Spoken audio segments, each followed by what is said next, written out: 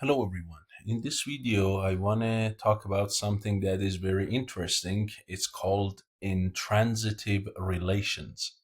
And specifically, we're going to look at what we call intransitive dice or dices, but it's a more general notion, and I thought that would be very interesting for you to know about it. So to get motivated, as I said, let's first look at dices. So when do we call a bunch of dices intransitive? This is when, if you roll, let's say you have three dices. If you roll dice A on average, the number that you get, the number that lands up, right? And the number that lands on B, the number on A on average beats the one on B. So the number on A is bigger than the one that is on B on average. On average means, for instance, if if you throw these two dices together, toss them like 100 times, maybe 60 times A has a bigger number, 40 times B has a bigger number. So A beats B on average. Then if you do it between B and C, you see that B beats C. So between B and C, B maybe goes 60 times bigger than C and 40 times C bigger than B. So B beats C. Then you expect that if I roll A and C together now, since A on average was bigger than B and B was bigger than C, then definitely A will beat C, correct? But you'll see the exact opposite. You roll C and A and you see that C beats A, so C goes 60%, A goes 40%. And you might say, well, how could that be, right? If A is bigger than B on average, B bigger than C, then A should be bigger than C. But exactly that is what, if that happens, that is what we expect, and that is what we call a relation transitive. So a relation is transitive if we call a relation called the relation R, if we apply to the members in a set, if we apply A between A and B, we apply relation R and we get some result, and then apply that between B and C and we get some result. Then if I apply it between A and C, that should be the result of it. For instance, this relation could be like bigger than something or less than something or equal something. So if a number A is bigger than B and number B is bigger than C, then definitely A is bigger than C as long as A, B, C are numbers, correct? We know that's the case. So we say this relation bigger than is a transitive relation, or less than is similar, or equal is similar, right? But when it comes to dealing with a bunch of numbers, a distribution, a histogram, something like that, a bunch of numbers, not a single one, we can come up with relations that are not transitive. What relation? The one that we are talking about is the number on one being bigger than the other one. So it's a pairwise comparison, or we call it a superiority measure. And this is basically, it's like a cycle, or if you want to look at the game, it's like the rock, paper, scissor, huh? So the paper beats the rock, the scissor beats the paper, and the rock beats the scissor. So there is no clear dominance. That's basically intransitive, means no clear dominance. Now you might say, are these regular dices, this ABC? No. These are specific dices. So dice A, for instance, the numbers on it are like 2 2s, 2 4s, 2 9s. For B is 2 1s, 2 6s, 2 8s. And for C, 2 3s, 2 5s, 2 7s. So the numbers are not like 1, 2, 3, 4, 5, 6. And they are sometimes could be repeated numbers. And first, before we move on, I want to show you why is it that A beats B, B beats C, and C beats A with the same probability. In this case, the probability of the average of A beating B, B, C, and CA is 5/9 for these specific dices. Now, if we have a different set of dice, okay, then these probabilities would change. By the way, these two pictures are coming from Wikipedia, okay, so these are not my pictures. So let me show you what's going to happen here. And you might say, well, if you look at the average of these numbers, the average of all of these dices, if you take the average of all these 6 numbers, the average is 5. The same for these. The average is 5, and the average of these guys is also 5. So on average, the average of the 6 numbers on all 3 dices is 5. So that's not what we care about. We don't care about the average of the numbers. We care about pairwise comparison. That's what we care about. So how do we get 5 over 9? So first of all, you see that there is a pair of each number. So I don't need to do it for each 36 combinations, right? Because you have 6 numbers on A, 6 numbers on B. So there are 36 combinations, and you have to see which one of them in A is bigger than B. But since there are repeated numbers or pairs of numbers on them, then on A, I can only pick 1, 2, 1, 4, and 1, 9. And on B, I can pick 1, 1, 1, 6, and 1, 8 and compare. Right? And that is exactly what you can see. These 3 comes for A, these 3 comes for B. This way, instead of 36 combinations, we only look at 9 combinations. So if A lands a 2 and B lands a 1, A wins. If A lands a 2 and B lands a 6 or lands 8, B wins. If A lands a 4, B lands a 1, A wins, otherwise B wins. And if A lands a 9, regardless of what B brings in, A wins. So if you look, out of the 9 combinations, 5 of them are for A. So A beats B by 5 over 9, which is bigger than 50% in average. And then we can do a similar thing between like B and C. So between B and C, these 3 numbers are for C, these 3 numbers are for B. Again, if B brings a 1, C wins because all of these numbers are bigger than 1. If B brings a 6, then 6 wins against 3 and 5, not against 7. If B brings 8, it wins against all of them. So again, you see B wins 5 to 4 or 5 over 9 total. And now you say, okay, A won against B on average, B against C. Now let's look at C and A. So this is C, this is A. When A lands 9, A wins all the time. If it lands a 4, it wins against 3, but not against 5 and 7. And if it lands a 2, it loses to all of the C. So again, look here, C is winning against A, 5 to 9. 5 out of 9 or 5 to 4. You see? So there is no dominance. If you play with each one of them, there is a chance that you lose against another one or win against another one. There is no dominant dice here, basically. That is the beauty of these intransitive dices. And as I said, this is paradoxical. This is different from what we know in binary logic.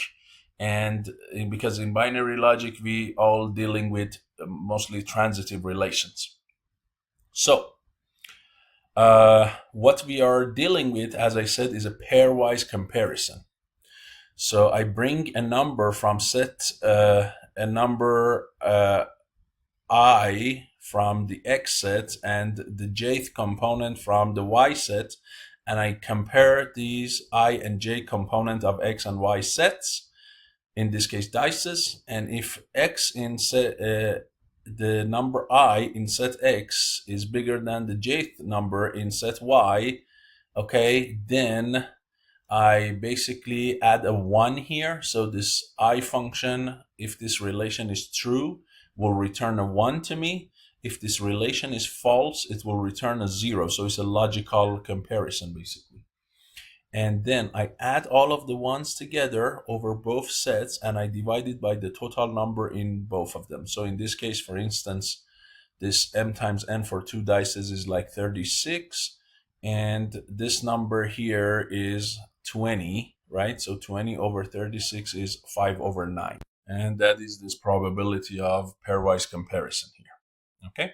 Now, so let's look at a few questions that I want to add some extra information for you about this. 1, how does this really happen? When I looked at the average of these numbers, they had all the same average, but how can A beats B, B beats C bigger than 50% chance, and C beats A bigger than 50% chance? How can that really happen while the averages are all the same? The thing is, because if you consider the numbers on these dices, if you consider them like a probability distribution, you might say, hey, here I'm dealing with 3 distributions, correct? I'm dealing with 3 distributions. Let's say they are normal or not normal, they are skewed or anything. So if one of them is like this, And the other one is like this, a bigger average. So this is A, then B beats A on average, and then C beats B on average. Then C should beat A, but seems like in this case A shifts further to the right, and that doesn't happen. So how can that be? The thing is this, again, here it's not about the average, it's about pairwise comparison, and that is not coming from a single statistics from A and a single statistics from B that you can compare. The average is a linear measure that tells you the center of a distribution. What we are here measuring is a win-loss probability or pairwise comparison. It's a complete nonlinear measure. And that does not just depend on the shape of one of them individually, or one metric of the shape of one and the same metric of the shape of the other one. It depends basically on the joint probability and on both of them at the same time. So you might say, well, if average does not reveal this relation here, can I use some other measures like distribution, like for instance, a standard deviation or kurtosis or skewness or stuff like that? Can I use any other moment or measure of spread? The answer is no. As long as it's a single measure for each one of them, not related to each other, that is not going to work in this case. We need to look at the joint of the outcomes here. So then you might say, is there any statistics out there that I can describe this kind of win-lose bitwise comparison? Is there anything? The answer is yes, there is something, but it's none of the basic statistics. So what is it? That is called the Mann-Whitney effect size. Okay? If you watched my previous video, you see I have a video about U-test, Mann-Whitney U-test, which is a non-parametric alternative to the t-test. That, in this case, instead of a test, a hypothesis testing, this Mann-Whitney has another measure called the effect size, Mann-Whitney measure, or U number. And that gives you this probability of superiority, which we are talking about here. So what is that? The probability of superiority between A and B is basically the probability that the number from A is bigger than B plus 1/2 of the probability that A equals B. So if I have a bunch of numbers in A and I have a bunch of numbers in B and I draw one from here, and I compare, I look at the cases that A, the number from A is bigger than B, and when there is a tie, when these two numbers are equal to each other, I break down that total probability of equality and I give half of them to one case that is bigger than A, bigger than, one case is A less than B. So I break the tie basically here. Okay? Now, the Mann-Whitney U-test also measures the same thing as this superiority probability. What does it do? It says go to the sets A and B and start from member number 1 to NA. NA is the number of data in set A, and go from J of 1 to number of data in set B. Grab one sample from A, grab one sample from B, and compare them. If the number in A is bigger, return a 1. If the number in A is smaller, return a 0. Basically this function here. That's exactly this function. Right? And then simply add them together and call this number U. Now you can show that if you get that U and divide it by the total number in A and B, this ratio is exactly this theta of A and B, the measure that A beats B. Okay, and that's exactly what you can see here. So we added all those numbers and we divided by M over N. That's exactly this guy, right? So this measure is called the Mann-Whitney effect size measure. And if I find it and divide it by the total number of samples in A and B multiplied, that's exactly this 5/9 in this case that I have. Now, you can, of course, print these dices and play with them, but my goal was to tell you about this notion of intransitive relations and none, in this case, in or none, you might also call it a non-transitive relation, right? And you might say, well, other than these dices and stuff, do they have any application or examples in real life? And the answer is yes. Like where? Like in game theory, if you want to create games that are fair and deceptive, this can be basically the notion that you can use. As I said, the game of rock, paper, scissors is one such a game that you can never be sure that regardless of what I bring, is it a rock or paper or scissors, you can never be sure that I would definitely dominate the other person. So it's kind of fair, but could also be deceptive, right? The other one is in decision theory and voting. So you probably have seen it around the world and so on, that sometimes some group of people, when they vote for some candidate, they prefer candidate A over B and they prefer B over C. So when you go and say, okay, now between C and A, they should definitely pick A because they picked A over B and B over C. But you'll find that, guess what? They pick C over A. And so, oh, how can that be? Because sometimes you see that in some decision making and voting, it's not necessarily completely logical, okay? And it's called the Condorcet paradox, if I pronounced it correctly. Also, the same thing for economics and market behavior, right? So you might see a buyer prefers product A over B and B over C. Then you say, if I offer them C and A, they would definitely pick A. But sometimes you see, oh, well, between C and A, I want to pick C. So they don't always show that kind of crisp logic and binary logic that we always use. Okay. Another thing is in cryptography and security. So we can use this notion to create some deceptive protocols that they don't have any global dominance. Remember this word that I said, there is no global dominance. So it's not easy to break those and get into them.